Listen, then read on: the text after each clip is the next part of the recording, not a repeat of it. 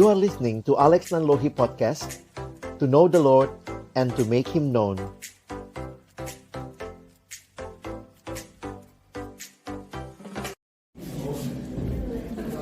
Shalom, selamat malam. Teman-teman masih bisa konsentrasi ya? Bisa. Oke. Saya banyak nyiapin slide, cuman saya pikir di sini saya tidak jelaskan ikutin slide saya. Jadi saya mungkin lebih umum begitu ya. Coba jelaskan nanti kalau ada pertanyaan nanti saya coba masuk ke slide ya. Mari kita berdoa sebelum kita membaca merenungkan firman. Bapa di dalam surga, kami bersyukur buat kesempatan ini. Tuhan memberikan kepada kami waktu bagi kami untuk membuka firman-Mu. Kami mohon bukalah juga hati kami.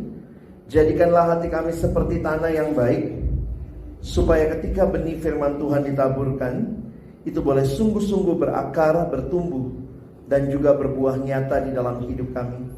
Berkati hamba-Mu yang menyampaikan dan setiap kami yang mendengarkan. Tuhan, tolonglah kami semua, agar kami bukan hanya menjadi pendengar-pendengar firman yang setia, tapi mampukan dengan kuasa dari Roh-Mu yang kudus, kami dimampukan menjadi pelaku-pelaku firman-Mu di dalam hidup kami, di dalam masa muda kami. Bersabdalah ya Tuhan, kami umat-Mu sedia mendengarnya, dalam satu nama yang kudus, nama yang berkuasa, nama Tuhan kami Yesus Kristus. Kami menyerahkan pemberitaan firman-Mu. Amin. Ya, malam ini saya coba menolong teman-teman untuk mengerti tema ini.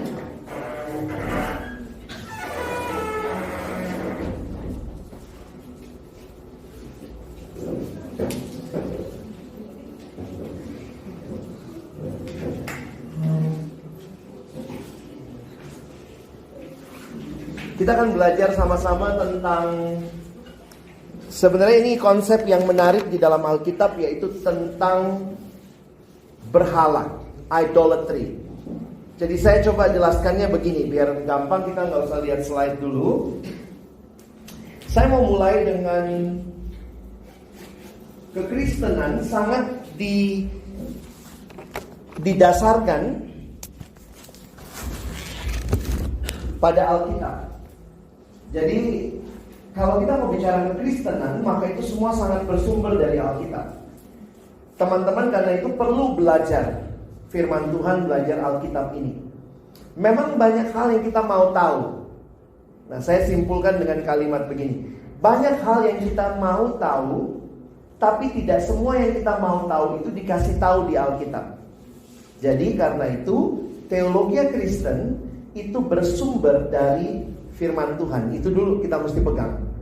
Jadi saya akan jujur berkata saya tidak tahu kalau ternyata tidak ada di Alkitab. Jadi kalau kalian boleh tanya apa aja, tapi kalau saya nggak tahu, karena apa? Karena tidak semua hal Tuhan kasih tahu sama kita.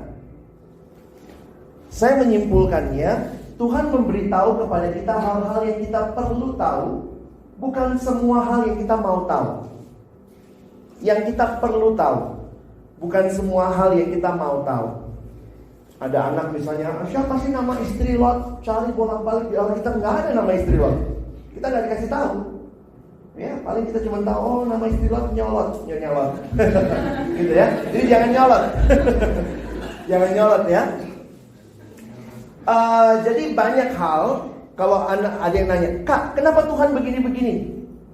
Ya saya akan jawab, ya saya bukan Tuhan gitu ya. Dan ada hal-hal yang memang di luar pemahaman kita.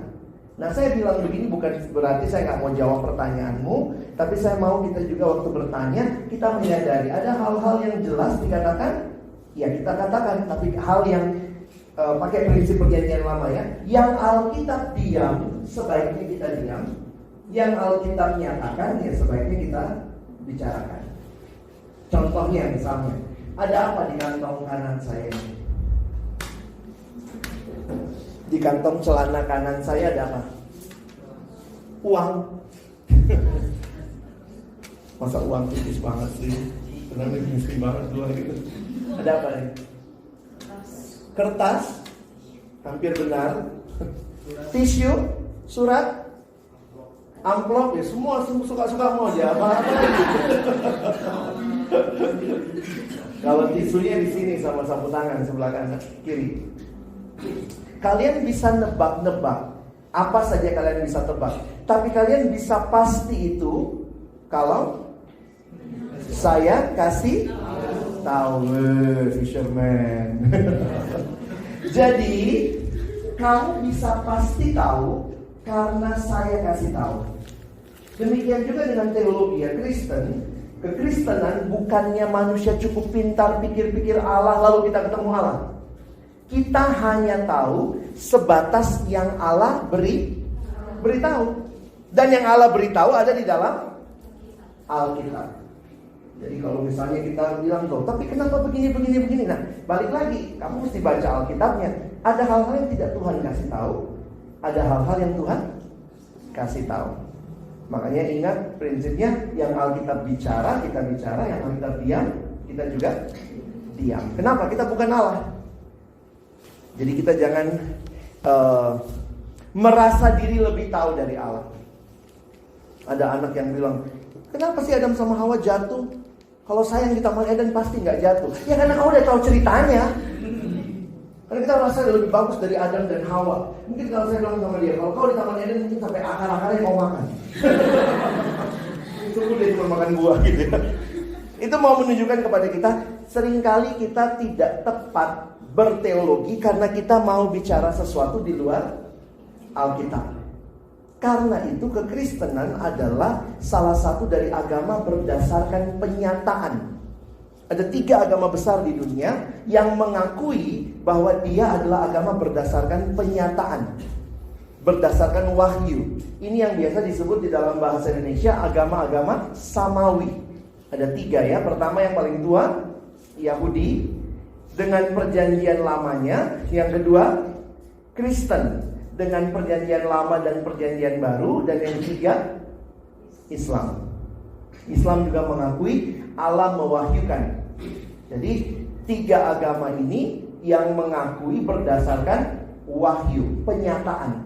Jadi karena itu sangat kuat, bersumber, semua teologianya bersumber dari kitab suci. Nah, kita di dalam sejarah menyadari bahwa yang diterima sebagai kitab suci adalah PL dan PB. Jadi kita mendasarkan semua hal di dalam bagian ini. Nah, apa itu yang disebut dengan berhala? Teman-teman begini ya, saya pakai lagi Martin Luther. Karena Martin Luther salah satunya yang cukup banyak bicara soal berhala. Jadi Martin Luther ini mencoba menggambarkan begini. Kalau kita bicara dosa, biasanya kita cuma melihat actionnya, apa yang dilakukan. Misalnya saya pukul Bang Reni, ya, berarti saya misalnya memukul dia, saya menyakiti dia, saya berdosa dengan memukul dia. Nah, tetapi Martin Luther mencoba melihat bahwa sebenarnya akarnya dosa, lihat ya, dia bilang akarnya dosa itu namanya berhala. Jadi berhala itu adalah sin, dosa, beneath the sin. Dosa di bawahnya dosa.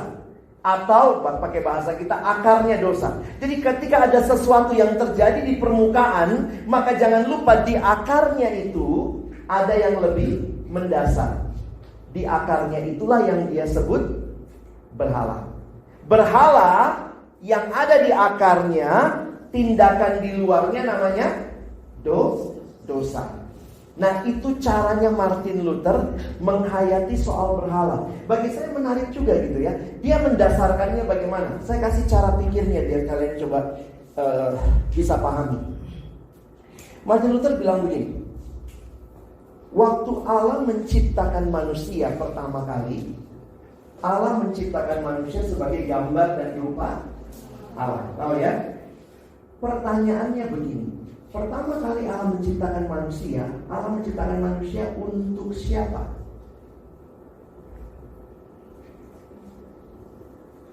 Allah ciptakan manusia untuk siapa?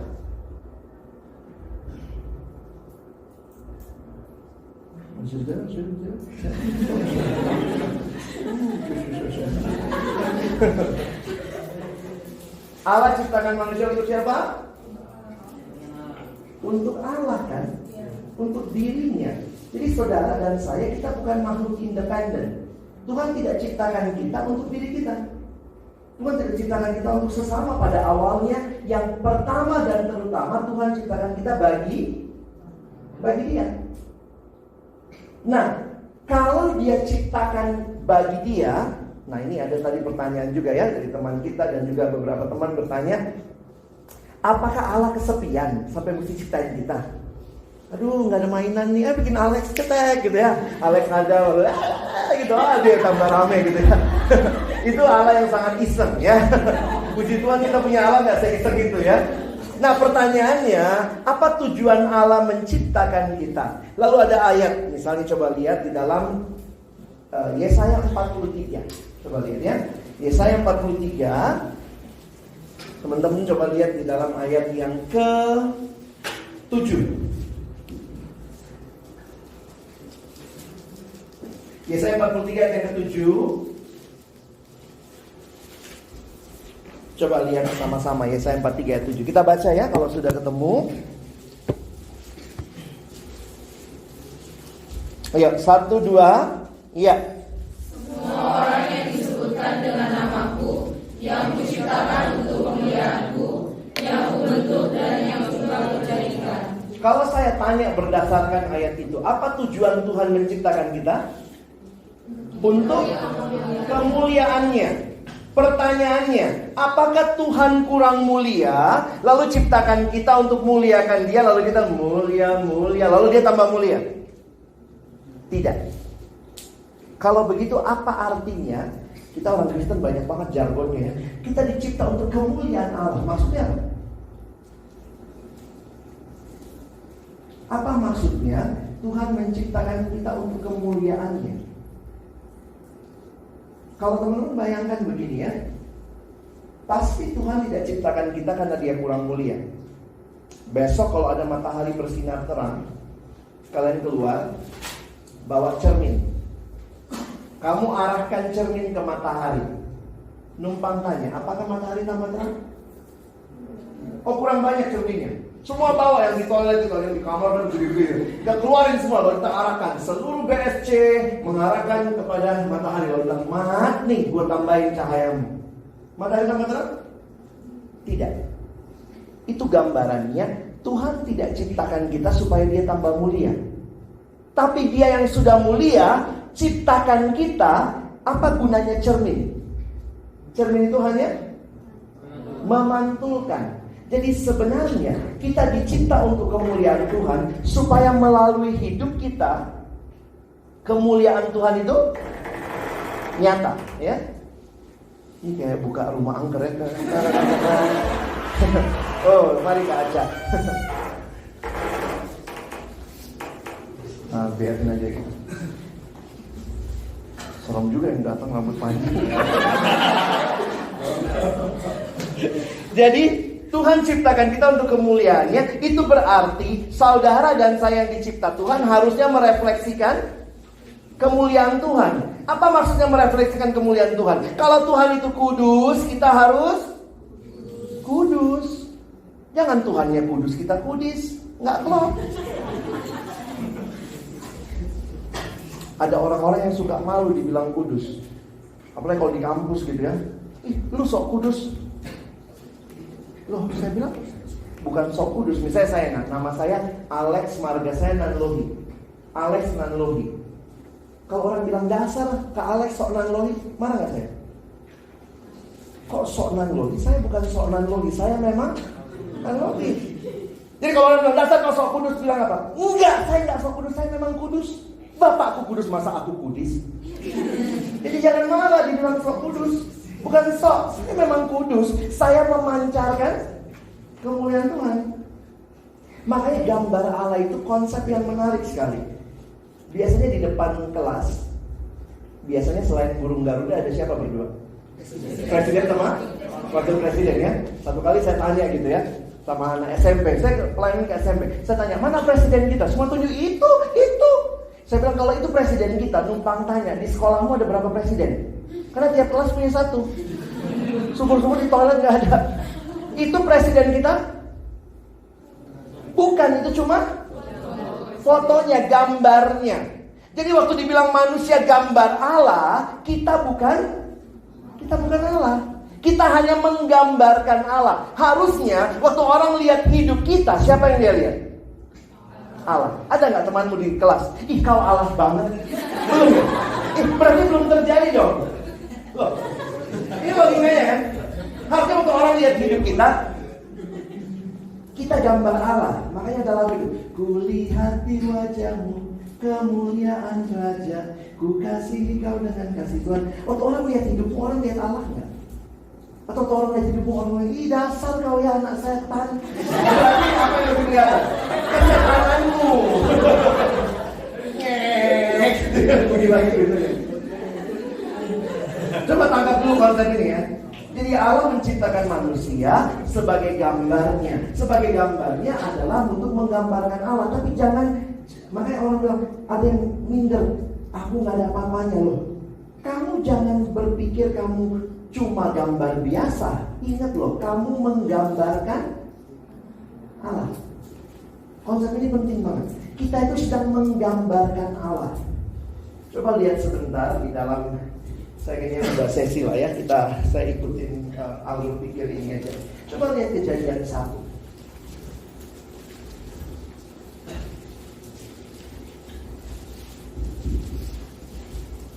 Kejadian 1, teman-teman lihat ayat yang ke 12 deh.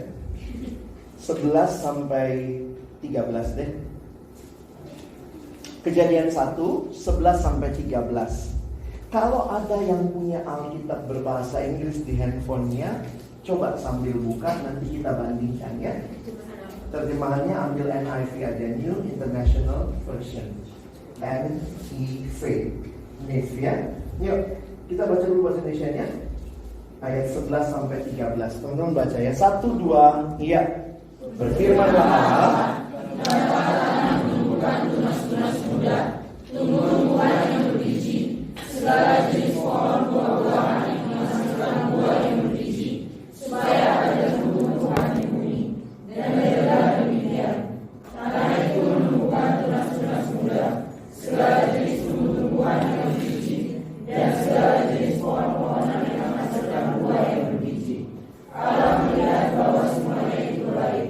Jadilah petang dan jadilah pagi. Itulah hari ketiga. Boleh yang punya Alkitab bahasa Inggris bisa tolong bacakan ya? Ayat 11 sampai 12 saja. Coba dengar kata apa yang diulang. Bisa tolong?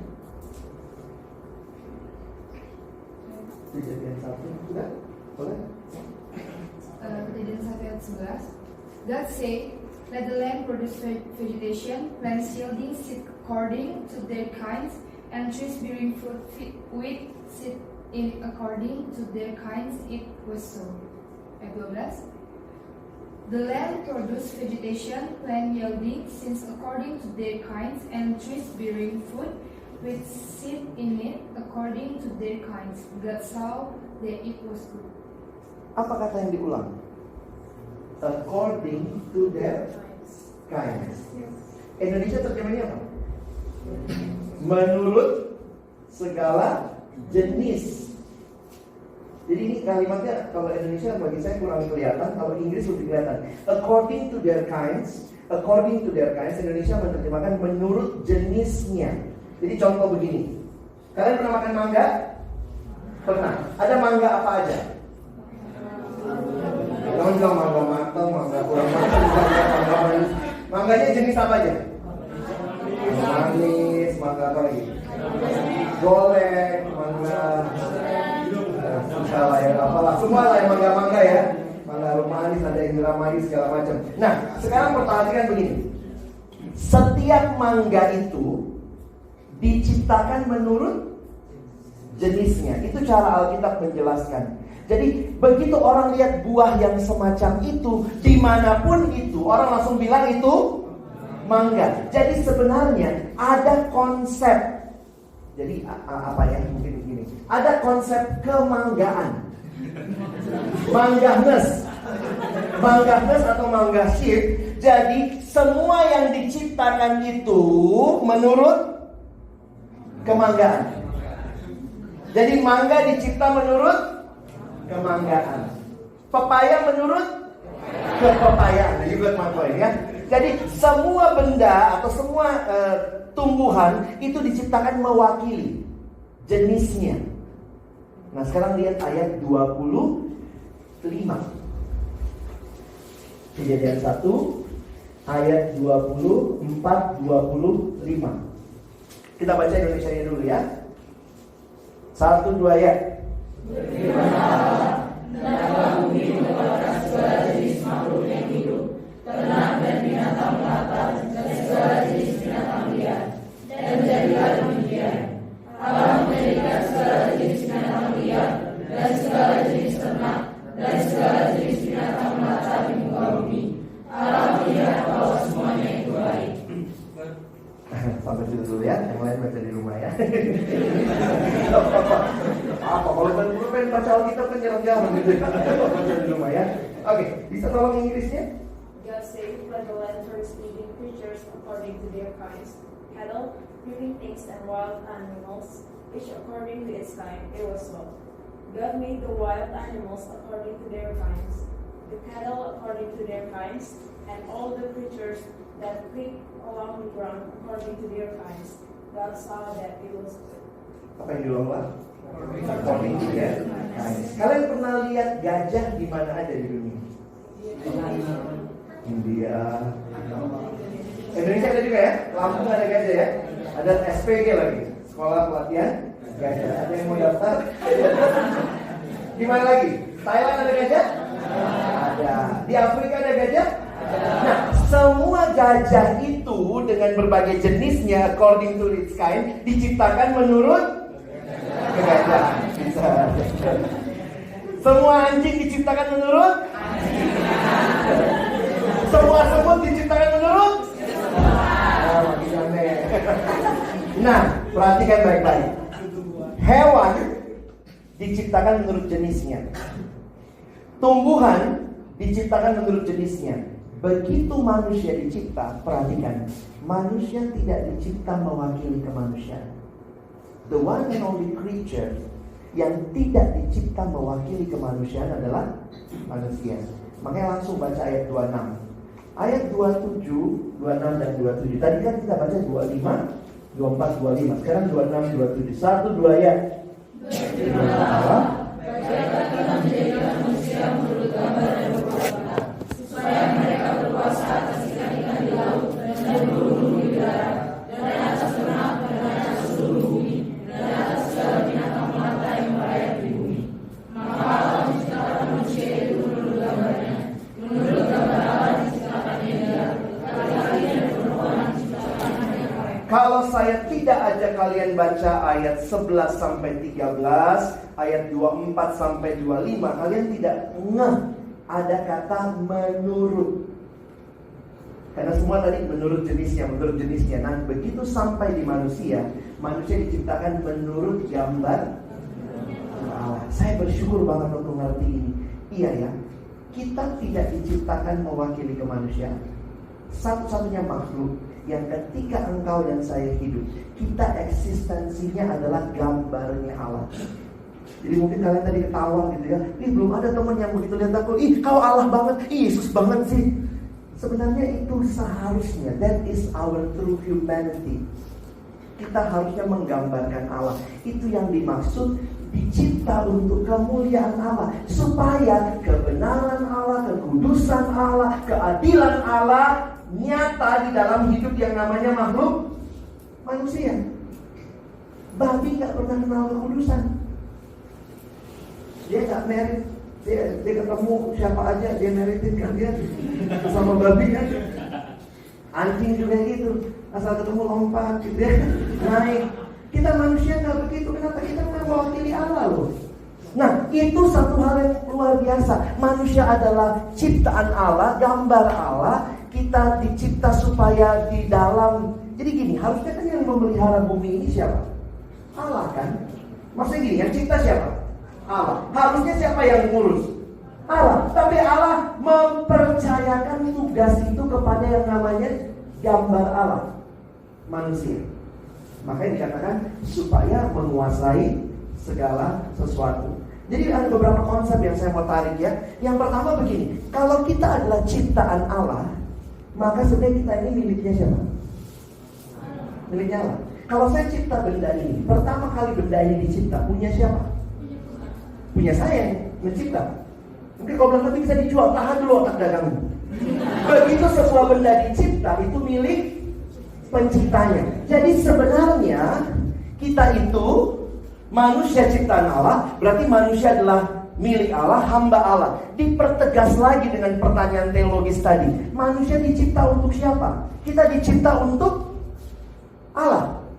Allah menciptakan kita untuk dirinya. Kalau begitu, naturnya manusia, kalau dia dicipta untuk Allah, maka manusia harusnya menyembah siapa? Allah. Kita itu paling klop kalau hidup menyembah Allah. Makanya manusia adalah makhluk yang menyembah. Istilah yang dipakai, manusia adalah homo adoramus. To worship is human.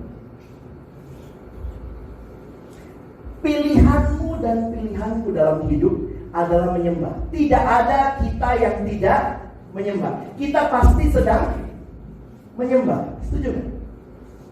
Kau bilang, enggak, masa saya menyembah? Kita itu pernah nonton Minion? Pernah yang kecil-kecil kuning itu ya? Ada hal yang menarik. Minion itu menggambarkan doktrin manusianya Alkitab. Manusia itu pasti makhluk yang menyembah. Makanya Minion itu paling lemes kalau nggak ada yang dia ikutin kan. Oke, dia cari tuan. Sayangnya selalu dia cari tuan yang paling jahat. Dia cari terus. Ikutin ini, ikutin Dracula, ikutin dinosaurus gitu ya dalam ceritanya. Nah, dia selalu menyembah. Itu natur manusia. Jadi pilihanmu dalam hidup dan pilihanku bukan begini. Kita nggak punya pilihan menyembah atau tidak menyembah. Pilihan kita apa? Sedang menyembah Allah yang benar atau sedang menyembah Allah yang tidak benar. Kita tidak pernah punya pilihan tidak menyembah, karena kita makhluk yang diciptakan untuk menyembah. Sudah bisa dapat poin saya? Kalau kita menyembah Allah yang benar, itulah seharusnya. Kalau kita sedang menyembah yang bukan Allah yang benar, namanya apa? Berhala. Bisa paham? Makanya tidak heran kenapa perintah pertama, apa perintah pertama dari 10 hukum Taurat? Jangan ada padamu. Kenapa Tuhan kasih perintah begitu? Karena dia tahu kita adalah makhluk yang pasti menyembah. Maka Tuhan bilang, di tengah-tengah banyaknya Allah, jangan ada Allah lain. Jadi sebenarnya Alkitab mau menunjukkan kepada kita bagaimana hidup kita yang seharusnya menyembah Allah. Wah, kalian cepet nangkep ya, udah kita tutup doa ya. Jadi berhala itu apa? Berhala itu adalah konsekuensi logis dari hidup yang menyembah, yang sedang tidak menyembah Allah yang benar. Jadi berhala jangan selalu pikir, oh jimat, patung-patung. Berhala itu banyak hal dalam hidup bisa jadi berhala selain Tuhan yang benar. Dan yang saya lanjutkan dulu ya. Kalau begitu, manusia hanya menemukan kepuasan sejati di dalam penciptanya. Karena kan cuma pencipta yang bisa memuaskan. Saya kutip doanya Santo Agustinus. Santo Agustinus mengatakan begini, Tuhan, Engkau menanamkan dalam hati kami kesenangan untuk memujimu. Karena itulah tujuan kita dicipta ya. Engkau menciptakan kami bagimu, dan hati kami gelisah sebelum beristirahat padamu. Saya senang bahasa Inggrisnya ada permainan kata ya.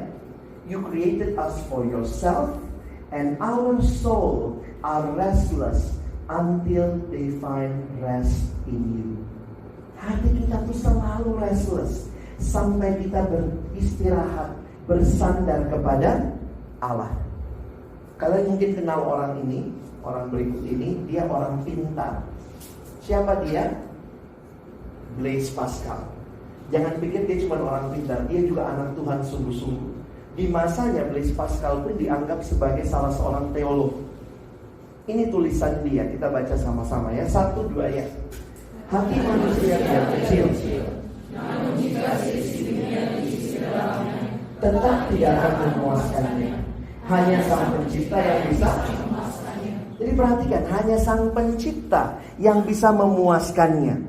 Jadi teman-teman mari ingat sama-sama, kepuasan sejati tidak akan pernah kita dapatkan dari kategori ciptaan. Entah itu sesuatu, entah itu seseorang, tidak mungkin kita dapatkan. Hanya mungkin dari Pencipta. Nah, ini penting untuk kita pahami. Kepuasan sejati bukan dari yang horizontal, tapi dari yang vertikal. Sampai sini cukup jelas? Nah, pertanyaannya, berhala-berhala dalam hidup itu apa aja sih? Ya semua yang bukan Tuhan gitu ya. Saya coba gambarkan begini dulu ya, sebelum kita ke slide lagi. Ternyata setiap hal di luar diri kita yang bukan Tuhan, yang sedang kita sembah, itu bisa jadi berhala. Karena itu perhatikan, berhala itu tidak selamanya hal yang jahat. Berhala bisa dari hal yang baik. Hal yang baik biarlah tetap di kategori baik. Karena kalau hal yang baik kita jadikan utama, maka itu jadi berhala. Ingat, yang harus utama cuma Tuhan. Contohnya begini, uang baik gak? Baik ya? Begitu uang jadi utama, itu jadi berhala. Bisa lihat gak bedanya? Jadi uang tuh baik. Ada anak remaja kan pernah baru ikut retret kali ya dia. Terus dia bilang, iya bener ya Kak Alex ya. Apa itu? Akar segala kejahatan adalah uang. Dia bilang, ingat dong, bukan begitu ayatnya.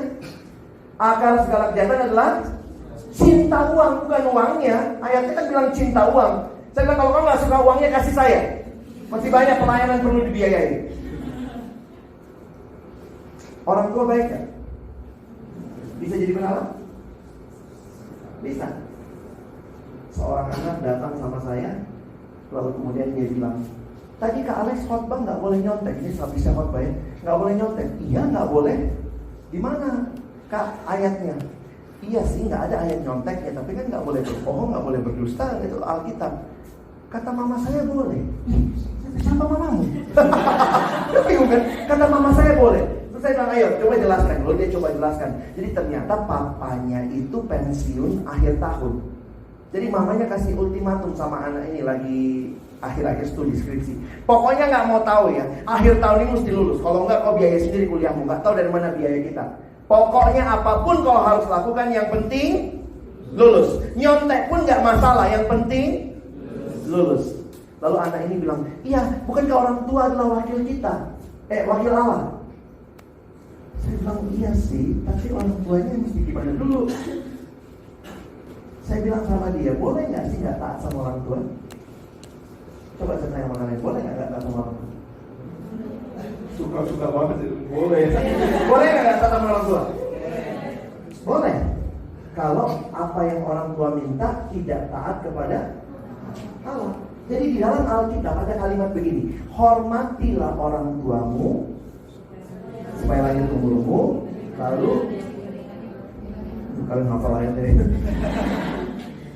Hormatilah orang tuamu, tapi waktu dikatakan hai anak taatilah orang tuamu, itu ada embel-embelnya di dalam Tuhan. Jadi kalau orang tua dengan Tuhan tidak sejalan, kita harus taat sama yang mana? Tuhan, itu perintah kita. Jadi boleh kata sama orang tua? Boleh kalau tidak sesuai firman Tuhan. Misalnya mau pulang terus mama bilang, mari nak kita bunuh anak tetangga, perlu taat. Pikir dong kalau taat. Makanya saya bilang sama anak itu, jangan taat bodoh. Gak apa-apa bang, yang penting nyontek pun gak apa-apa, yang penting lulus. Saya bilang, kau bukan sedang menghormati orang tua, kau sedang memberhalakan orang tua. Orang tua yang baik, biarlah jadi orang tua yang baik. Jangan diberhalakan. Banyak orang memberhalakan orang yang tak sadar. Alkitab pakai dua kata, taatilah orang tuamu. Itu ada embel-embelnya di dalam Tuhan. Tapi yang kedua, kita bilang hormatilah orang tuamu. Kata hormati orang tuamu nggak ada embel-embel belakangnya sebenarnya. Maksudnya apa? Dalam hal ketaatan kita punya pilihan. Kalau orang tua kita taat, kita taat. Tapi dalam hal hormat, nggak ada pilihan. Mau bapakmu baik, nggak baik, mamamu baik, nggak baik, hormat. Itu perintah kita. Kita kadang-kadang suka tukar. Sekalian nggak hormat, sekalian nggak taat. Itu suka kita. Oh, Alkitab nggak bilang hormatnya tetap. Jadi bapakku bukan bapak yang tanggung jawab, bapakku udah pergi sama perempuan lain. Hormat sama orang tua. Itu perintah kita. Tapi dalam ketaatan misalnya bapakmu bilang, bunuhlah mamamu di rumah. Jangan. Itu mesti anggap ya. Kadang-kadang kita susah membedakan yang mana hormat, yang mana taat.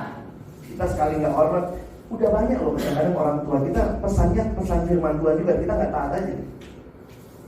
Jadi saya waktu merenungkan ini, orang tua bisa jadi berhala, bisa. Pacar bisa jadi berhala, bisa. Ada yang bikin status pacar sejati titik 2, mengikuti semua keinginannya, menjauhi semua larangannya.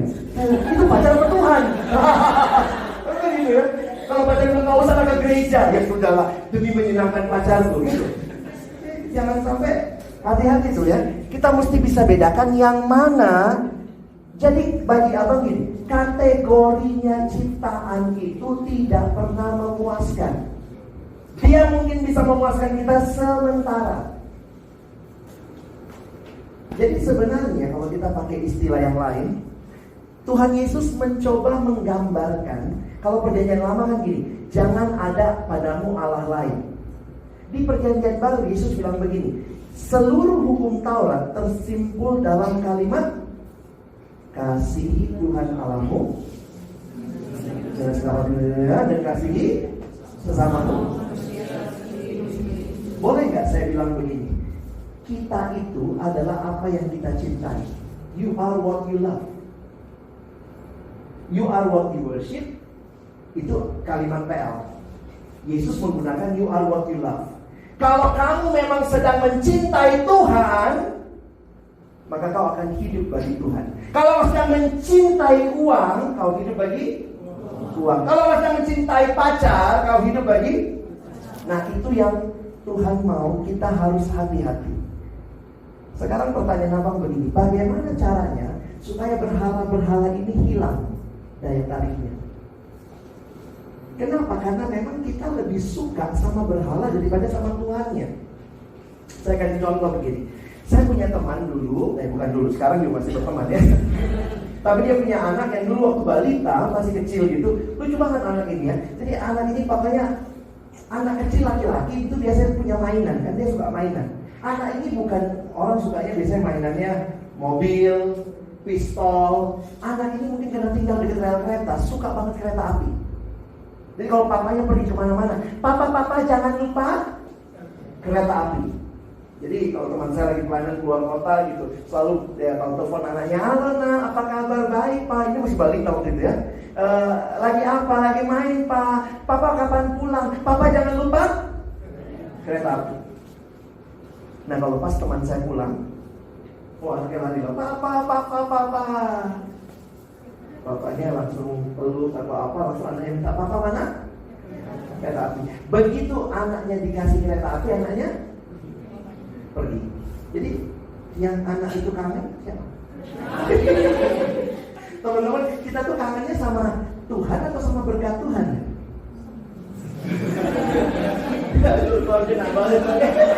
Ayo, kita kangennya sama Tuhan apa sama berkat Tuhan?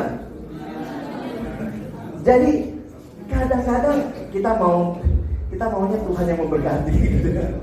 Tapi itu realita hidup kita. Makanya ada kalimat begini, saingan terberatnya Tuhan adalah berkatnya sendiri. Tuhan kasih kita uang, kita lebih cinta uang daripada Tuhan. Tuhan kasih kita orang tua, kita lebih cinta orang tua daripada Tuhan. Apakah orang tua baik? Baik. Apakah uang baik? Baik. Tapi biarlah dia tetap jadi yang yang baik, jangan jadikan yang paling utama. Apa sih artinya menjadikan paling utama? Ketika harga dirimu kau gantungkan, biar mereka angkat, nggak usah kita angkat. Ketika kau menggantungkan harga dirimu, keberhargaanmu dari apa yang kamu miliki. Kalau kamu sedang mencintai uang, sedang menyembah uang, maka kamu merasa sukses kalau banyak uang. Banyak pacar, sampai susah carinya ya. Kalau tujuan utamamu adalah orang tua segala-galanya, maka yang kau paling takut adalah menyakiti hati orang tua. Sehingga bisa jadi mungkin itu bukan hal yang Tuhan mau, tapi kamu setuju demi kebahagiaan orang tua. Emang bisa kayak gitu bang? Bisa, saya punya banyak contoh. Khususnya buat kita yang di lingkungan Kristen kan sangat dididik menghormati orang tua. Seorang teman selalu berjuang menyenangkan orang tuanya, apapun dia lakukan buat orang tuanya, termasuk dia korupsi di kantornya karena orang tuanya minta uang. Saya bilang itu bukan mencintai orang tua. Kau sudah memberhalakan orang tua. Jadi teman-teman, disinilah kita jadi lihat ya, dunia ini banyak sekali berhala. Dan ngerinya, ini kalimatnya reformator John Calvin. Calvin Luther itu luar biasa ajarannya. Coba dalami lagi ya. Luther bilang yang tadi berhala itu sin, beneath the sin. Kalau Calvin bilang begini, karena hati manusia itu selalu menyembah, maka dia mengatakan ketika manusia tidak menyembah Allah yang benar, manusia sedang menciptakan berhala. Dia pakai istilah apa? Our hearts are factory of idols. Pabriknya berhala. Jadi kalau teman-teman sadari, kita sedang menyembah berhala banyak hal dalam hidup tanpa kita sadari ataupun dengan sangat kita sadari. Tuhan buat banyak orang ternyata dicari hanya karena mau berkatnya. Kita nggak sungguh-sungguh cari Tuhan.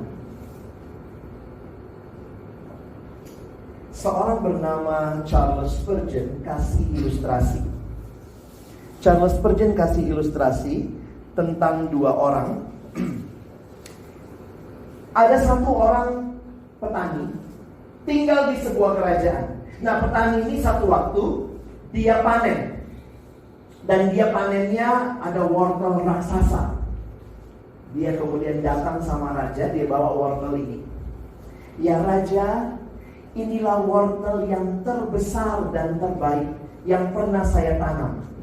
Terima kasih, engkau sudah jadi raja yang baik. Ini raja, saya persembahkan wortel ini kepada raja. Oh, raja dikasih wortel, senang ya. Baik, terima kasih banyak.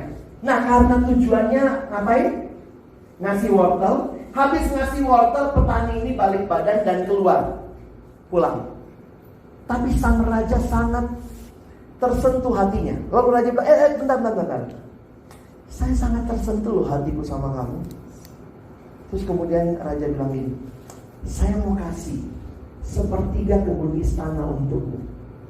Oh benar raja, oh terima kasih banyak. Jadi saya kasih untukmu sepertiga kebun istana, kau pakailah dengan baik. Waduh raja, terima kasih banyak. Sambil dia keluar, dia begitu senang. Di luar dia ketemu temannya. Temannya ini bukan petani tapi seorang peternak. Terus temannya bilang, loh kok gembira banget? Dari mana? Habis hadap raja. Ya hadap raja mau ketawa-tawa begitu, senang banget. Iya, tadi saya datang bawa wortel saya. Terus kenapa senang? Raja kasih saya sepertiga kebun istana. Wow, temannya pikir lu, dia kasih wortel dapat sepertiga kebun istana. Wah, dia pulang ke rumahnya karena dia peternak. Dia carilah kudanya yang terbesar dan terbaik. Ini orang Sumba pakai cari kuda dulu ya. Pulang cari kuda yang terbesar dan terbaik. Lalu dia datang. Besokannya dia datang sama raja. Dia bawa kuda yang terbesar dan terbaik. Ya raja, inilah kuda saya yang terbesar dan terbaik. Saya persembahkan kepada raja. Terimalah ya raja. Raja dikasih kuda, mau seneng ya. Baik, terima kasih. Saya terima kudanya. Terus dia nunggu. Raja bilang, loh, kenapa? Mau kasih kuda kan? Sudah, saya sudah terima kasih. Ya, silakan. Dia nunggu. Terus raja berdoa, oh, kau pikir kayak temanmu kemarin? Terus raja bilang begini, punchline-nya ya.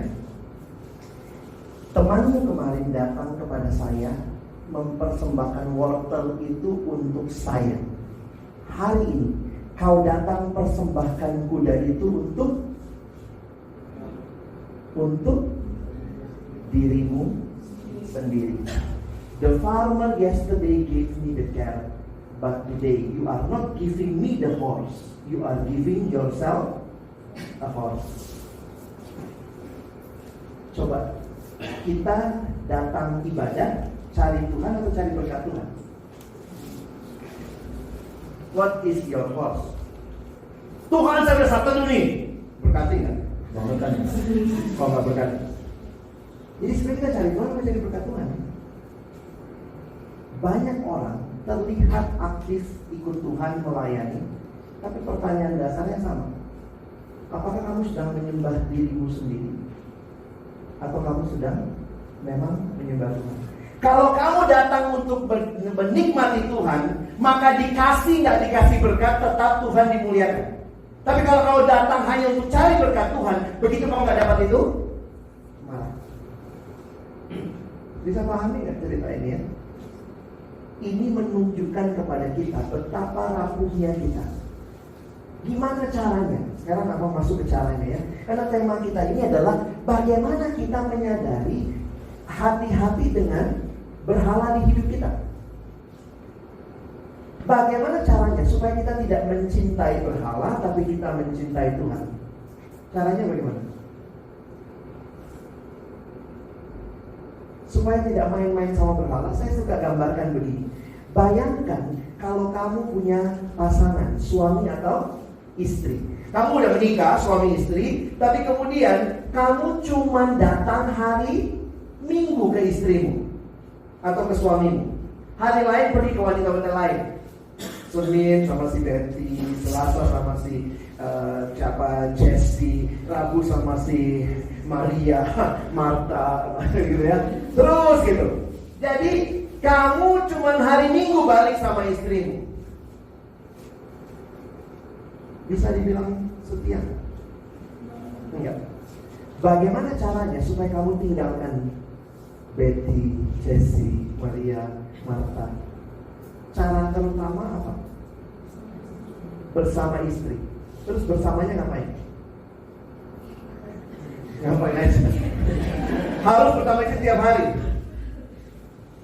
Ada kalimat begini, kamu harus terus-menerus jatuh cinta sama dia, terus-menerus menikmati relasi dengan dia, terus-menerus melihat dia sebagai segala-galanya, sehingga semua yang indah yang lainnya akan pudar. Jadi teman-temanku, cara untuk tidak jatuh ke berhala, cara logika sederhananya, cintai Tuhan lebih dan lebih lagi. You want to overcome the berhala, the idols from your life? Love God more. Jadi apa tujuannya baca Alkitab? Supaya makin cinta Tuhan, bukan supaya diberkati. Apa tujuannya rajin ke gereja? Supaya makin cinta Tuhan. Jadi memang ada kalimat yang bilang begini ya, jatuh cinta itu gampang, yang sulit dalam hidup itu bangun cinta. Kalau lihat gue jatuh cinta banget sama dia, tapi sesudah itu perlunya bangun cinta. Kalau saya mencintai Tuhan di retret, saya komitmen di camp, saya berkata Tuhan, I want to love you more. Bukan pornografi, bukan game online, semua itu baik. Porno enggak ya? Porno enggak. Ya enggak baik. Kalau game online boleh main nggak sih? Boleh lah ya, tapi jangan sampai kecanduan. Kalau itu jadi utama, harga dirimu tergantung udah level berapa. Kalau itu jadi harga dirimu, berarti kamu dapat harga diri dari game. Harga diri kita dari mana? Dari Tuhan yang ciptakan kita. Ada orang bisa begitu rupa menaruh harga diri pada drama Korea. Kau udah nonton yang ini? Aku udah. Kenapa? Jadi kadang-kadang saya lihat Iya ya, sebenarnya when we put, sadar apa tidak, kita itu makhluk yang menyembah. Hati-hati kita sedang menyembah yang bukan Tuhan. Jadi pada dasar yang terutama, kamu mesti menemukan jangan-jangan ada berhala yang ada di dalam hidup. Bukan jangan-jangan, pasti ada berhala. Masalahnya kita atasi apa tidak. Makanya Martin Luther bilang begini, kenapa Tuhan mulai perintah pertama jangan ada padamu Allah lain? Dia jawabnya, karena tidak mungkin kita melanggar perintah yang lain tanpa terlebih dahulu melanggar perintah yang pertama. Dapat logikanya? Kalau kamu bersinah, jangan bersinah. Kalau kamu bersinah berarti berhala apa?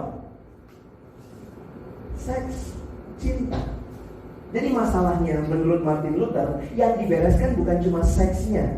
Jangan bersinah, ayo ikut terapi supaya tidak bersinah. Pakai baju ada gemboknya misalnya, pakai celana pakai gembok misalnya. Bukan cuma itu. Bagi Martin Luther, kalau mau selesaikan dosanya, bangun cintanya kepada Tuhan sampai persinahan itu sirna. Kalau tiap kali yang kau lihat itu terus, yang masuk itu terus, lama-lama kau makin cinta. Tapi kalau yang masuk terus firman Tuhan, terus persekutuan dengan Tuhan, lama-lama itu pudar. Ini yang indah, cinta Tuhan. Dan itulah obatnya untuk tidak mengikuti berhala. Cintalah Allah. Maka sejak saya mengerti itu teman-teman, saya jadi mikir gitu, cara menyelesaikan dosa bukan cuma kadang-kadang dirasakan itu begitu ya, Tuhan nggak lagi, air mata buaya, Tuhan, ini meleleh gitu ya. Tapi pulang kok jatuh lagi, karena saya pikir kadang-kadang yang kita selesaikan permukaannya. Sehingga Martin Luther bilang, no, you need to look beneath the sin. Apa yang sedang kamu berhalakan? Sebenarnya saya ada ini ada grup ya mereka. Ada grup. Saya kirimkan sesuatu, nanti kalian bisa buka, coba cek berhalamu apa. Jadi ada satu diagram yang dibikin untuk ngecek berhala ya. Jadi malam ini kita coba cek-cek sedikit ya. Oke.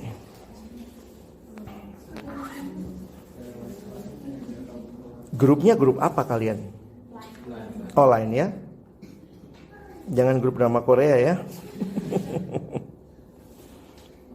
Jadi saya kirim ke siapa nih? Saya nggak punya nomormu. William. Julian. Oke, Julian ya. Sebentar. Kamu mau foto saya yang mana, Jo? Udah banyak ya fotonya ya. Saya mau coba jelasin beberapa hal juga nanti ke teman-teman ya. Jadi coba perhatikan dulu. Julian BSC. Katanya lagi sibuk, Jul. Tulisannya sibuk. So sibuk.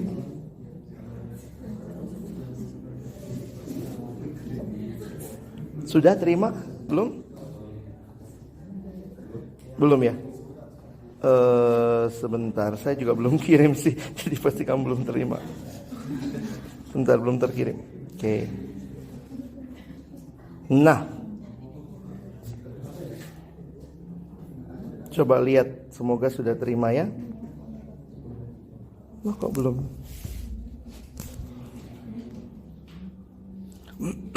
Sabar sama teknologi.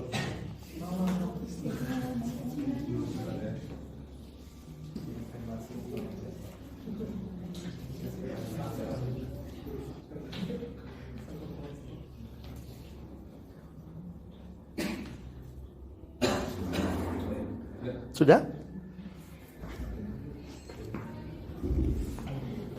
Ada seorang bernama Timothy Keller yang tadi bukunya saya bawa ya. Ini dari bukunya dia. Dia coba mengajak kita melihat sebenarnya ada 4 berhala dasar dalam hidup kita yang perlu kita atasi. Dan ini bukan sekedar bicara bendanya, tapi dia mencoba melihat apa kecenderungan hati yang terdalam. Jadi dia tulisnya begini ya. Bila Anda mencari kuasa, berarti berhalamu kuasa, power, control. Power ya. itu berarti mimpi terburukmu adalah dihina. Jadi saya waktu sadar juga gitu ya. Waktu saya yang lain sudah kebuka? Sudah, ya. Kalau kamu mencari kuasa, berarti itu yang sangat kamu cari, maka mimpi terburukmu adalah dihina. Ada loh orang begini, saya juga ketemu dan ya saya juga pernah ngalamin. Jadi gini, kita itu pasti akan swing di antara berempat ini, cuma ada yang lebih dominan. Misalnya ada begini, pokoknya keluarga kita akan buktikan, dulu kita disepelekan, pokoknya mesti ada anak kita yang kuliah. Itu, jadi dia merasa kalau dia punya kuasa, dia satisfied. Makanya mimpi terburuknya apa? Dihina. Orang di sekeliling Anda akan merasa digunakan, dan masalah emosi Anda adalah masalah marah. Kamu paling marah kalau tidak dapat kuasa. Kalau Anda mencari penerimaan, nah ini kita juga banyak di sini penerimaan, maka mimpi terburukmu adalah penolakan. Orang di sekeliling Anda akan merasa tercekik. Karena kenapa? Kamu minta semua orang jadi pengikutmu, menyenangkan kamu. Ayo puji-puji saya gitu ya. Emosi masalah Anda pengecut. Kalau kamu suka kenyamanan, yang kamu cari kenyamanan, maka mimpi terburukmu stres dan tuntutan. Orang di sekelilingmu merasa dilupakan, emosimu adalah bosan. Kalau kamu kontrol masalah utamamu, paling terburuk kamu gak suka ketidakpastian. Orang di sekelilingmu akan merasa terhukum, dan emosimu adalah risau. Nanti coba ambil waktu, karena ini mesti dijelaskan atau mesti kita, bukan masalah jelasin ya, kamu mesti alami dulu. Kadang-kadang kita coba cari ya. Saya waktu perhatikan, saya kasih contoh. Abang kasih contoh langsung ya. Ada satu anak datang sama saya kasih contoh kasus langsung. Dan dia cerita, dia terjebak pornografi. Bang, tolong doain saya terjebak pornografi dari SMP. Dan waktu itu dia sudah lulus kuliah. Dia datang sama saya. Terus saya bilang, saya bisa doain kamu gimana? Dia bilang, iya bang, saya itu masalah pornografi ini udah dari dulu. Saya suka download, lalu nonton gitu ya, lalu masturbasi, saya rasa puas, tapi habis itu ada rasa bersalah. Jadi waktu dia cerita seperti itu, saya harus bisa melihat dulu nih, sebenarnya apa sih masalah utamanya, bukan cuma apa yang di permukaan. Terus kemudian saya tanya lebih jauh, tiba-tiba dia ngomong begini, oh ya bang, ada satu lagi. Nah saya ceritanya agak vulgar aja ya, saya pakai kalian udah dewasa. Dia bilang, iya bang, tapi saya ada kelainan kali ya bang. Kenapa? Saya senang adegannya orang diperkosa. Dia bilang dia senang adegan orang diperkosa. Saya langsung coba perhatikan sebenarnya apa kira-kira yang jadi berhala dia. Saya suruh dia cerita. Saya bilang, gimana masa kecilmu, seperti apa? Barulah dia cerita. Ternyata dia kan cowok, badannya kecil. Jadi dia selama SD, SMP itu dibully. Jadi dia itu sangat dibully, tidak punya teman yang banyak. Di SMA lah kelihatan dia punya potensi dalam studi. Jadi studinya bagus. Jadi anak ini kemudian jadi anak ini pintar. Lalu kemudian yang terjadi adalah dia bisa overcome bully orang dengan cara studinya.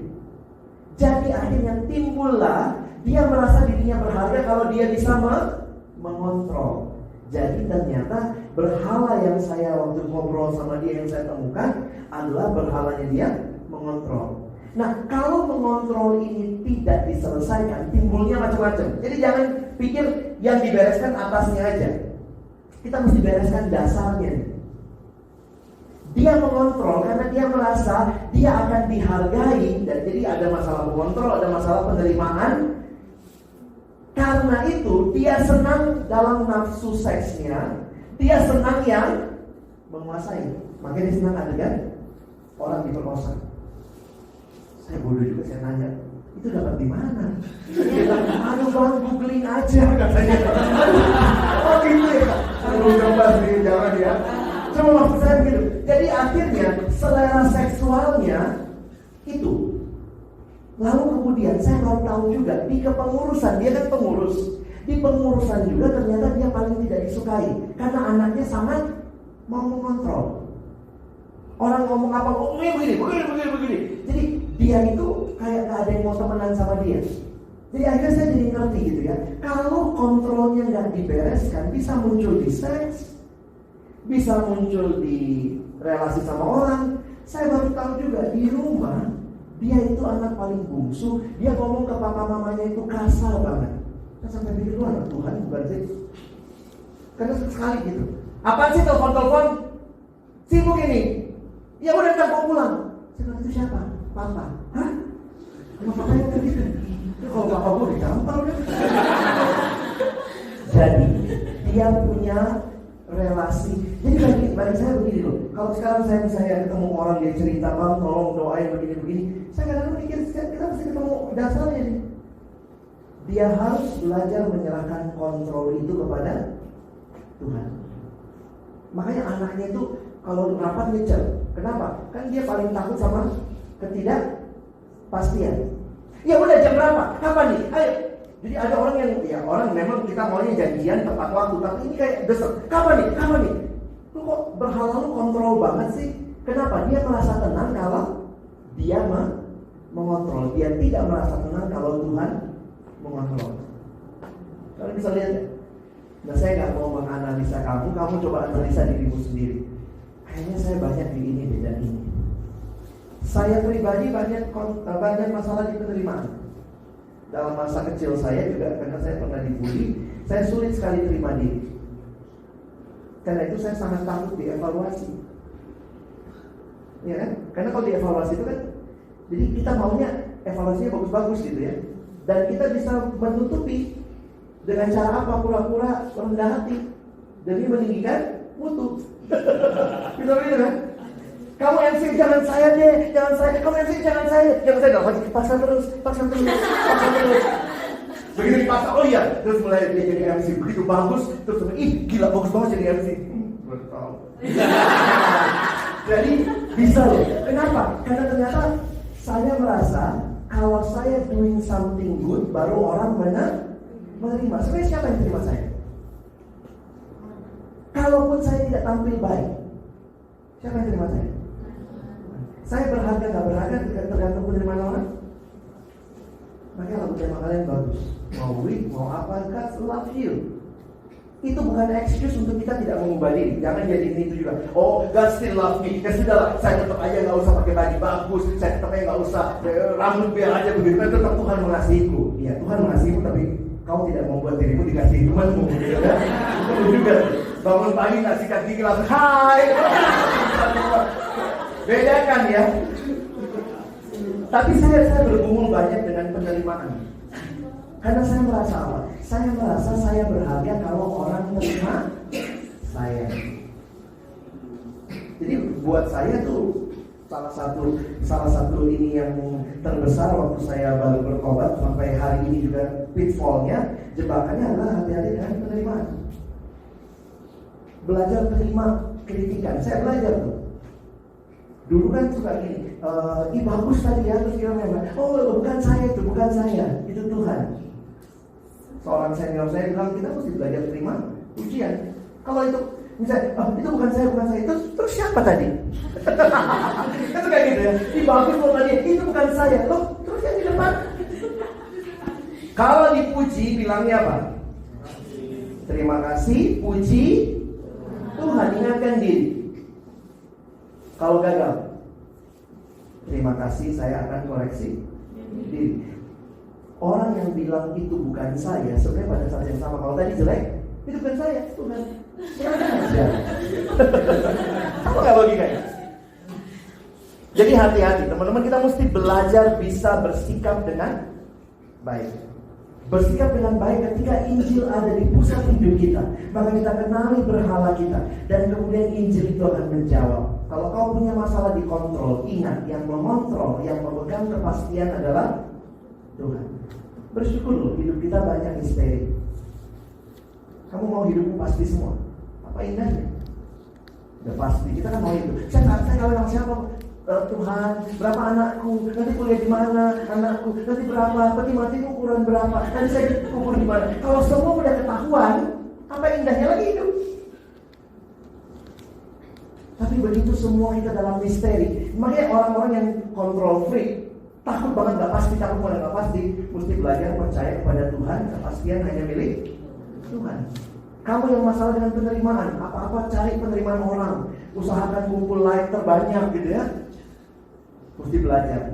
Tanpa like mereka pun, Tuhan sudah like saya duluan, jempolnya beri bawah. Bukan karena like-nya orang like kita, Tuhan like kita nambah. Enggak kan? Kamu yang punya masalah dengan apa lagi itu? Kuasa. Ingat kuasa yang utama itu pada Tuhan. Jadi sebenarnya kalau kita ketemu berhala kita tahu cara overcome-nya. Dan kuncinya cuma satu. Love God more. Love Him more. Ada pertanyaan? Silakan. Oh, duduk aja. Terus saya yang berdiri. Saya tadi berdiri. Lanjut deh. Nama saya Sia dari Fakultas Hukum Universitas Udayana. Saya mau bertanya sama Kak Alex dua pertanyaan. Yang pertama, saya mau bertanya mengenai bagaimana saya kan ini baru masuk mahasiswa baru semester 1. Dimana saya lihat bahwa mahasiswa itu memiliki rasa nasionalisme yang tinggi sekali dengan negara Indonesia. Dan saya ingin bertanya, apakah dengan kita memiliki rasa nasionalisme yang terlalu tinggi sampai-sampai bahkan kita di mana-mana jargon hidup Indonesia dan lain sebagainya, apakah itu termasuk ke dalam berhala? Itu yang pertama. Dan yang kedua, saya ingin bertanya, saya sempat menjadi panitia sidoa dalam KKR Pak Pendeta Niko. Nah, di situ saya melihat bahwa banyak sekali orang-orang yang belum percaya kepada Tuhan yang sakit datang di KKR tersebut. Dan di situ saya melihat memang tidak semua mendapatkan mujizat kesembuhan. Dan saya melihat ada orang yang belum percaya kepada Tuhan, ia mendapatkan kesembuhan, lalu ia percaya dengan instan saja. Dan yang tidak mendapat kesembuhan, ia mungkin kecewa dan langsung pulang. Di situ saya setelah tadi mendengar firman dari Kak Alex mengenai berkat Tuhan, saya jadi tiba-tiba berpikir ke sana bahwa ternyata apakah itu merupakan suatu hal dari orang-orang yang percaya tadi. Mujizat itu kan termasuk berkat Tuhan. Jadi mereka percaya karena berkat Tuhan. Kak Alex itu gimana? Dan yang nggak percaya, yang pulang tadi, itu benar-benar sudah kelihatan banget bahwa ternyata dia mencari Tuhan hanya untuk membuktikan apakah Tuhan Yesus itu memang memunculkan berkat bagi orang-orang yang datang pada saat itu. Terima kasih. Thank you. Jawaban yang pertama, nasionalisme yang berlebihan juga bisa jadi itu berhala. Tapi tentu berlebihannya kayak apa? Memang kalau kalian mahasiswa baru mah kayaknya bangsa tuh ditekankan banget gitu ya. Sampai kita ingat yang bayarin kuliahmu siapa? Rakyat gitu ya. Nah, cuma memang kita mesti tempatkan. Jadi semua hal yang berlebihan, nasionalisme baik, tapi jangan jadi yang paling utama. Dalam arti tempatkanlah hal baik sebagai hal yang baik. Nah, saya belum tahu kayak kalian kayak apa ya model ospeknya atau apa, nasionalismenya kayak apa. Apalagi kan sekarang pas lagi demo, kalau nggak ikut kayaknya nggak solider gitu ya. Kalau kita ikut juga nggak tahu ada demo apa sih gitu ya. Oh, demo masak gitu tadi kan. Tapi ya bagi saya semua yang Tuhan memberikan beberapa hal yang baik, biarlah itu tetap dalam posisinya yang baik. Yang kedua, saya melihatnya begini. Jangan anti berkat Tuhan. Saya tidak ceritakan hal-hal tadi supaya saudara anti sama berkat Tuhan. Oh, Bang Alex gak suka berkat Tuhan, cuma Tuhannya saja. Loh, jangan lupa Tuhan itu memberi berkat. Tapi Tuhan memberi berkat sesuai dengan kehendaknya, bukan kehendak kita. Namanya juga berkatnya dia. Suka-suka dia, suka-sukamu Tuhan gitu ya. Nah, seringkali Tuhan memberikan kesempatan orang-orang mengalami berkatnya untuk menunjukkan kepada Allah. Jadi saya pakai istilah begini. Yang namanya berkat Tuhan seharusnya menjadi sebuah penunjuk kepada Tuhan Sang Pemberi berkat. Harusnya berkat itu menjadi signpost atau road sign bagi kita untuk menuju kepada Tuhan. Sayangnya banyak orang yang berhenti di berkatnya. Dan orang-orang yang memang ketahuan cuman mau cari berkatnya, begitu nggak dapat berkatnya, langsung pulang. Ya kita bilangnya rumah jauh, ya. Gimana? Ternyata juga langsung pulang, kan nggak sembuh juga, ya udah pulang lah, gitu ya. Rumah jauh. Nah, saya punya ilustrasi begini ya. Jadi bayangkanlah, kalian ada taman safari juga nggak sih di sini? Ada ya? Jauh nggak? Nah, saya pakai yang Jakarta, saya nggak tahu soalnya di sini ya. Jadi taman safari di Jakarta itu keluar tol Ciawi masih kira-kira 10 kiloan lagi gitu ya. Nah ini cerita, ada bapak sama anak-anak sama istri. Lalu kemudian hari Minggu dia pergi ke taman safari. Di tengah jalan keluar tol, dia lihatlah papannya taman safari yang gede itu. Wih, di situ ada gambar lionnya, ada gambar elephantnya, ada padang rumputnya. Pokoknya fotonya bagus banget itu, billboard yang besar. Lalu bapak itu bilang, yuk kita sekarang camping. Anak-anaknya disuruh turun, mereka bikin tenda di bawah billboard taman safari. Lalu di atasnya masih tertulis Taman Safari 10 kilo lagi. Nah ilustrasi ini menggambarkan banyak kita yang camping di berkat Tuhan, lupa bahwa berkat Tuhan itu harusnya menunjukkan kita kepada Tuhannya. Makanya ingat, kalau kamu banyak berkat dari Tuhan yang kamu bilang berkat, itu sebenarnya apa sih? Mau mengingatkan kamu, ingatlah selalu akan Tuhan. Jadi jangan anti berkat Tuhan, tapi ingat, dapat berkat Tuhan, tidak dapat Tuhan, you got nothing. Tapi dapat Tuhan, meskipun tanpa berkat Tuhan, you got everything. You have everything. Makanya saya senang dengan satu kalimat di Alkitab tentang penyembuhan waktu orang yang sakit kusta datang sama Yesus. Kalimatnya menarik. Tuhan, jika engkau mau, engkau dapat mentahirkan aku. Bagi saya itu iman loh. Iman itu bukan maunya saya, tapi maunya Tuhan. Jadi dia punya, coba dengar kalimatnya. Jika engkau mau, engkau dapat mentahirkan aku. Jadi di konsep dia, Yesus bisa gak mentahirkan? Bisa, tapi tergantung Yesus mau atau tidak. Jadi kalaupun dia tidak sembuh, dia tetap yakin gak Yesus mampu? Oh yakin, Yesus mampu menyembuhkan, cuman masalahnya mau apa tidak. Ketika papa saya divonis kanker stadium 4 prostat, saya juga bergumul tuh. Walaupun saya sudah hamba Tuhan, saya bergumul dengan Tuhan. Saya bertanya, Tuhan, kenapa saya alami ini? Oh, di situ teruji tuh motivasi saya. Jadi sebenarnya begini, kadang-kadang pergumulan itu tuh menguji motivasi. Kita cari Tuhan atau berkat Tuhan. Teman-teman, secara spontan saya tiba-tiba mikirnya begini. Saya sudah tinggalkan, saya dulu ilmu komunikasi kan. Saya pikir kalau saya jadi presenter di radio, di TV, udah kaya saya gitu ya. Jadi hamba Tuhan. Terus kemudian jadi saya hitung-hitung sama Tuhan. Tuhan, saya sudah tinggalkan semua mimpi saya, masa depan saya. Saya sudah melayanimu. Kenapa saya alami ini? Sebenarnya saya cari Tuhan atau berkat Tuhan? Seolah-olah. Apa konsepnya? Kalau saya melayani Tuhan, harusnya saya tidak boleh alami hal begini. Saya nggak kita begitu. Kita rasa, Tuhan, saya kan sudah begini. Tapi seolah-olah Tuhan bilang, Alex, kalau kamu ikut aku, minta papamu gak kanker, berarti kamu gak pernah cari aku dong. Kamu cari aku demi apa? Di situ saya jadi sadar. Dan waktu saya sadar itu menjelang saya menikah, teman-teman ya. Waktu papa saya kena kanker itu kira-kira 8 tahun yang lalu. Ya Tuhan sembuhkan papa saya, sampai hari ini masih ada dalam anugerah Tuhan. Tapi dalam prosesnya itu Tuhan murnikan saya. Tuhan kayak nanya, kamu cari, jadi kamu melayaniku supaya keluargamu gak kenapa-napa. That is my horse. Itu kuda saya. Tuhan, ini pelayananku. Jangan apa-apa ini keluarga gue ya. Jadi sebenarnya saya melayani demi diri saya. Saya pikir Tuhan, saya gak benar ini. Jadi waktu itu kemudian Tuhan kayak bilang, kalau kamu melayaniku, apapun yang terjadi aku in control.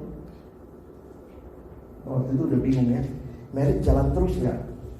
Kalau istri saya sudah bilang, udahlah kita fokus pengobatan papa. Saya pikir juga gimana nanti sembuh nggak sembuh gitu kan?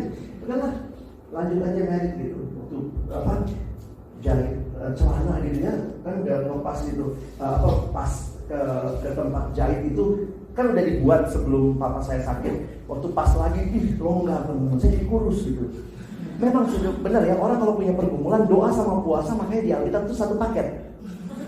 Doa puasa nggak langsung makan loh. Saya bisa tuh berdoa bertelut 2 jam, amin amin, makan pun nggak mau gitu ya. Jadi memang doa puasa itu nggak usah disuruh, kalau lagi punya pergumulan udah satu paket tuh. Nah waktu dalam pergumulan itulah kayak Tuhan jawab, papamu itu milikku. Kalau aku mau dia tetap ada kamu merit, dia ada. Kalau saya bilang pulang, pulang. Wih, waktu saya dapat itu teman-teman itu kayak simple banget ya. Yes gitu ya. Tuhan betul, saya tidak bisa kontrol. Saya juga punya free control. Maunya semua teratur. Tapi sejak peristiwa papa saya belajar let go and let God.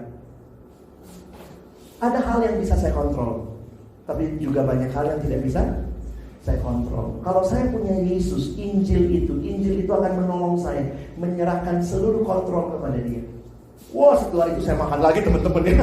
Waktu periksa pas celana lagi, kok gede pak gitu ya. Jadi poinnya saya mau mengatakan bahwa kalau kita benar-benar cari Tuhan, kita serius dengan Dia, maka keindahannya akan nampak. Tuhan akan jawab pergumulan-pergumulan kita, dan motivasi kita makin murni.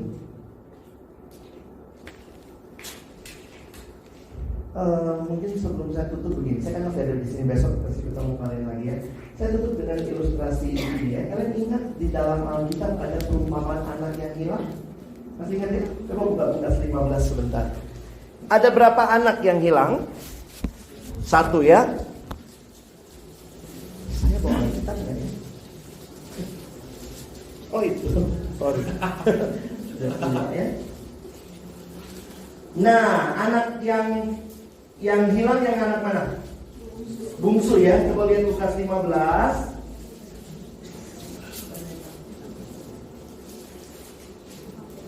Masih ingat ya? Anak yang bungsu ini bapaknya belum mati terus ngomong begitu. Bagilah harta bagianku yang jadi hakku. Coba kamu pulang minta harta bapak. Tahu yang mati kan? Jadi memang dalam semua budaya tidak lazim meminta harta waktu orangnya masih hidup ya. Pak, minta harta dong gitu ya. Udahlah kau langsung dikubur. Nah, lihat ayat 12. Beberapa hari kemudian anak bungsu itu menjual seluruh bagiannya lalu pergi ke negeri yang jauh. Di sana dia memboroskan harta miliknya itu dengan hidup berfoya-foya. Setelah dihabiskannya semua, timbullah bencana kelaparan di dalam negeri itu dan ia pun mulai melarat. Kalau kalian menggambarkan bagaimana relasi anak bungsu ini sama bapaknya, taat atau tidak? Enggak ya? Oke, pasti enggak taat kan? Sorry.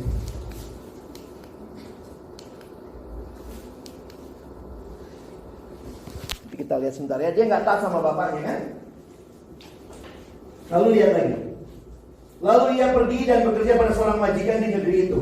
Orang itu menyuruhnya ke ladang untuk menjaga babinya. Ingat, ini konteks orang Yahudi. Babi itu bukan makanan enak buat mereka.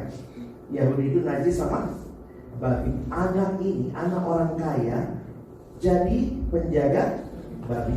Bahkan rebutan sama babi untuk makan. Lihat ayat 16. Lalu ia ingin mengisi perutnya dengan ampas yang menjadi makanan babi itu, tetapi tidak seorang pun yang memberikannya kepadanya. Lalu ia menyadari keadaannya, katanya, betapa banyaknya orang upahan bapakku yang berlimpah-limpah makanannya, tapi aku di sini mati kelaparan. Aku akan bangkit dan pergi kepada bapakku dan berkata kepadanya. Lihat ya, ini yang dia mau bilang sama bapaknya. Apa yang dia mau bilang sama bapaknya? Aku telah berdosa terhadap keluarga dan terhadap Bapa. Aku tidak layak lagi disebutkan anak Bapa. Jadikanlah aku sebagai salah seorang upahan Bapa. Jadi lihat ya, dia kalau mungkin lagi hafal di jalan, aku telah berdosa terhadap keluarga dan terhadap Bapa. Dia hafal ini skenario nya ya. Dia minta pulang jadi apa? Orang upahan. Karena dia rasa tidak layak aku jadi anak lagi. Jadi orang upahan cukuplah, yang penting bisa makan, gak rebutan sama babi. Nah, ayat yang ke-20. Maka bangkitlah ia dan pergi kepada bapaknya. Ketika ia masih jauh, ayahnya telah melihatnya, lalu tergeraklah hatinya oleh belas kasihan. Kenapa ayahnya lihat? Gak sengaja lihat.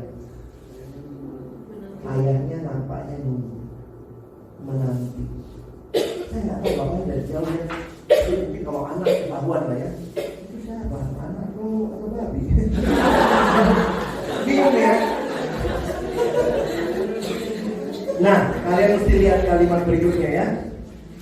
Maka ketika masih jauh, ayah telah melihatnya, lalu tergeraklah hatinya oleh belas kasihan. Ayahnya itu berlari mendapatkan dia, lalu merangkul dan mencium dia. Mungkin dalam budaya modern kita pikir, wih, ini bapak yang sportif. Tapi dalam budaya Yahudi ini tidak lazim. Seorang bapak lari ke anaknya, yang bikin salah siapa? Harusnya anaknya yang lari. Ini bapaknya yang lari. Bagi bapak Yahudi waktu itu, sampai lari berarti dia mesti angkat jubahnya. Waktu diangkat jubahnya berarti dia harus lari, kelihatan kakinya. Buat orang Yahudi itu gak sopan. Jadi ini bapaknya ini luar biasa. Dia menanti, dia berlari mendekati anaknya. Perhatikan berikutnya. Kata ayahnya itu berlari mendapatkan dia, lalu merangkul dan mencium si anak bau babi. Saya bayangkan dia bau apa itu. Lalu dia sebutkan skenarionya. Ya, apa skenarionya? Kata anak itu kepadanya, Bapak, aku telah berdosa terhadap surga dan terhadap Bapak. Aku tidak layak lagi disebutkan anak Bapak. Tetapi ayah itu berkata kepada hamba-hambanya, lekaslah bawa kemari jubah yang terbaik, pakaikanlah itu kepadanya, dan kenakanlah cincin pada jarinya dan sepatu pada kakinya. Apa yang dia tidak sebut? Jadikan aku orang upahan. Kenapa dia tidak sebut? Lupa. Kayaknya karena bapaknya sudah potong. Aku tidak layak lagi disebutkan apa-apa. Jadi karena wih, kalian kalau baca Alkitab mesti ini ya, imajinasi. Hebat ini loh bapaknya. Kayak udah diam, masuk ya. Nah, ayat 22. Tetapi ayahnya itu berkata kepada hamba-hambanya, lekaslah bawa kemari jubah yang terbaik. Pernah nggak kamu sadari? Jangan kau pikir kayak sekarang, banyak bajumu di lemari, cari yang paling bagus. Jubah terbaik di rumah bapak itu pada saat itu, jubahnya siapa? Kalau saya waktu merenungkan itu terharu saya. Anak itu dikasih jubah terbaik, kemungkinan besar itu jubah bapaknya sendiri. Makanya ada satu lagu yang saya kalau nyanyi itu, saya ingat ayat ini. In royal robes I don't deserve, I live to serve your majesty. Kalimatnya King of King Majesty. In royal robes I don't deserve, I live to serve your majesty. Nah, kalian perhatikan ya. Lalu kemudian pakaikanlah itu kepadanya dan kenakanlah cincin. Cincin itu lambang apa? Pada waktu itu nggak ada kartu kredit.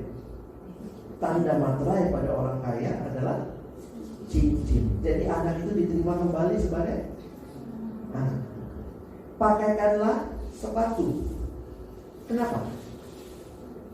Pada waktu itu yang punya sepatu cuma Tuhan. Semua hamba nyeker. Nggak pakai sendal, nggak pakai sepatu. Jadi kita pikir, oh mana kayak kita di rumah aja jelas sepatu mana yang paling bagus. Enggak. Dikasih sepatu. Anak itu diterima penuh sebagai anak di rumah bapaknya. Dan ya seperti biasa lah ya. Dan ambillah anak lembu tambun itu ya, di mana manusia bersuka cita, ada hewan yang menderita. Mungkin kamu juga waktu ikut studi ke sini, berapa banyak babi mati di kampungmu demi pestamu kemarin. Di sini kau makan lagi babi kuning. Ambillah anak lembu tambun itu, sembelilah dia, dan marilah kita makan dan bersuka cita. Kenapa? Sebab anakku ini telah mati dan jadi hidup kembali, ia telah hilang dan didapat kembali, maka mulailah mereka bersukaria. Ini anak bungsu. Ayat 23. Tetapi anak yang sulung berada di ladang, dan ketika ia pulang dan dekat ke rumah, ia mendengar bunyi seruling dan nyanyian tari-tarian. Lalu ia memanggil salah seorang hamba dan bertanya kepadanya, apa arti semuanya itu? Jawab hamba itu, adikmu telah kembali dan ayahmu telah menyembeli anak lembu tambun, karena ia mendapatnya kembali dengan sehat. Maka marahlah anak sulung itu dan ia tidak mau masuk. Kenapa? Kalau kau punya anak nggak mau masuk, kalau saya punya anak nggak mau masuk, itu sudah kau yang di luar. Ini sekali lagi loh. Makanya gambaran bapaknya ini jangan kamu baca dalam kacamata modern. Lihat kalimatnya. Maka lalu ayahnya keluar dan berbicara dengan dia. Ayahnya tak mesti begitu kan? Dia nggak mau masuk. Kalau kau nggak mau masuk, ya udah di luar aja. Ini bapaknya keluar dan ngomong gitu ya. Lalu perhatikan.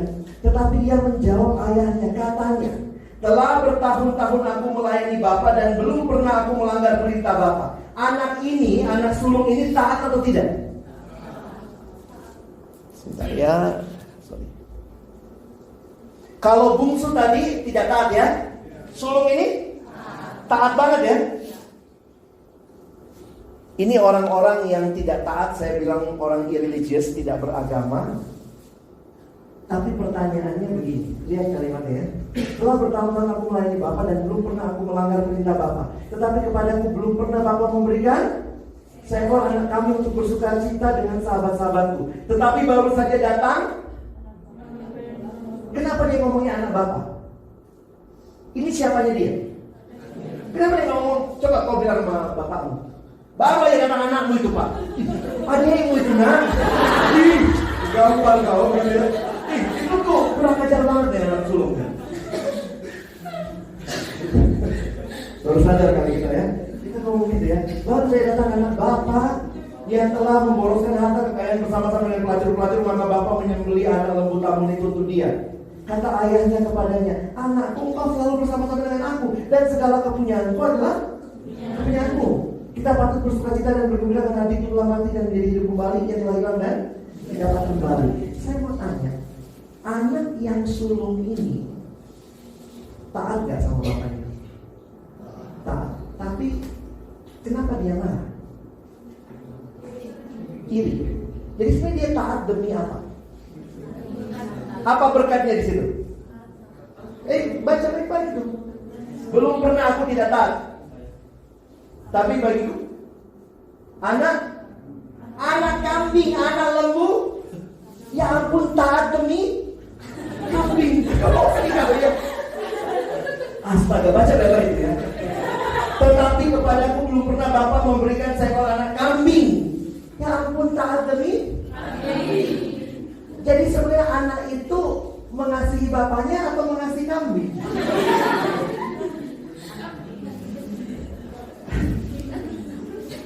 Ini orang-orang beragama.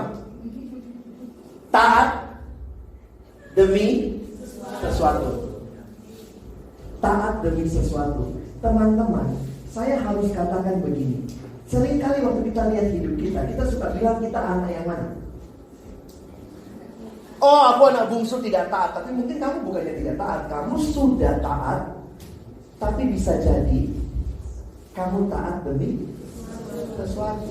Sesuatumu itu apa? Itu yang kau mesti cari tahu. Dan bagaimana mengatasi berhala-berhala itu? Harusnya kau melihat di pusat hidupmu. Kita harus jadi, ini gospel. Jadi Injil menolong kita melihat dengan jelas bahwa saya taat demi Tuhan, bukan demi sesuatu. Seringkali dulu saya KKR, saya bilang siapa yang masih nyontek, masih merokok, masih begini. Banyak orang yang ya, kalau saya KKR di sekolah Kristen, anaknya semua begini, merokok saya enggak, minum enggak, apa enggak. Jadi semua anak-anaknya modal yang ini taat. Jadi saya ubah KKR-nya. Siapa yang cari Tuhan demi sesuatu. Jadi itu membuat saya juga jadi menyadari siapa yang butuh Injil. Baik orang yang tidak taat maupun orang yang taat demi sesuatu. Harusnya kita semua datang sama Tuhan baharui lagi motivasi kita. Mintalah Tuhan, tolong saya mengasihimu bukan karena apa yang kau punya, tapi karena aku mengasihimu sebagaimana engkau ada. Saya harap sesi-sesi besok makin menolong teman-teman melihat keindahan Injil ini ya. Injil dibutuhkan bukan cuma orang yang tidak taat, orang yang taat pun terus harus dikoreksi. Kita berdoa ya. Bapak Surgawi, terima kasih. Malam ini kami boleh melihat konsep yang jelas tentang manusia yang menyembah. Kami yang senantiasa mengasihi. Dan kami diingatkan, seringkali kami mengasihi bukan engkau. Kami mencari bukan engkau. Kami mencari berkat-Mu. Karena itulah Tuhan mengingatkan, jangan ada pada kami Allah lain. Kami bisa menjadikan diri kami sebagai Allah yang utama. Kami bisa menjadikan berkat-berkat-Mu yang lain, uang, seks, kekuasaan sebagai hal yang utama. Biarlah malam ini setelah kami mengerti konsep ini, kami bawa, kami renungkan, kami lihat lagi hidup kami. Tolong kami menikmati waktu-waktu ke depan dalam retret ini sampai selesai. Dan juga bagi kami yang mungkin masih punya pertanyaan, pergumulan, biarlah besok hari kami juga boleh mendiskusikannya. Kami bersyukur dalam nama Yesus kami berdoa. Amin. Terima kasih.